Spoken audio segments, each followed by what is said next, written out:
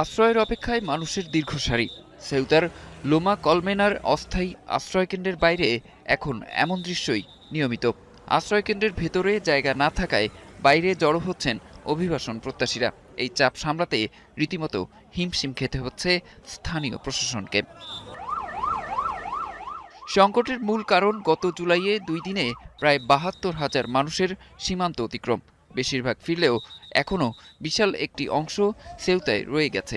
সীমিত বাজেটের এই শহরের জন্য যা এখন এক বিশাল বোঝা হয়ে দাঁড়িয়েছে। আমরা এখানে একরকম দিশেহারা হয়ে পড়েছি। ৬৭টি দিন ধরে এক দপ্তর থেকে আরেক দপ্তরে দৌড়াচ্ছি, কখনো আশ্রয়কেন্দ্র, কখনো পুলিশ স্টেশনে, আবার কখনো সীমান্তে। কোনো দপ্তরই নির্দিষ্ট করে কিছু বলতে পারছে না। এখানে তীব্র রোদে ভোর থেকে দাঁড়িয়ে থাকা খুবই কষ্টকর। প্রশাসন আমাদের ব্যবস্থা করতে পারছে না, উল্টো পুলিশ এসে লাইন ভেঙে সরিয়ে দিচ্ছে।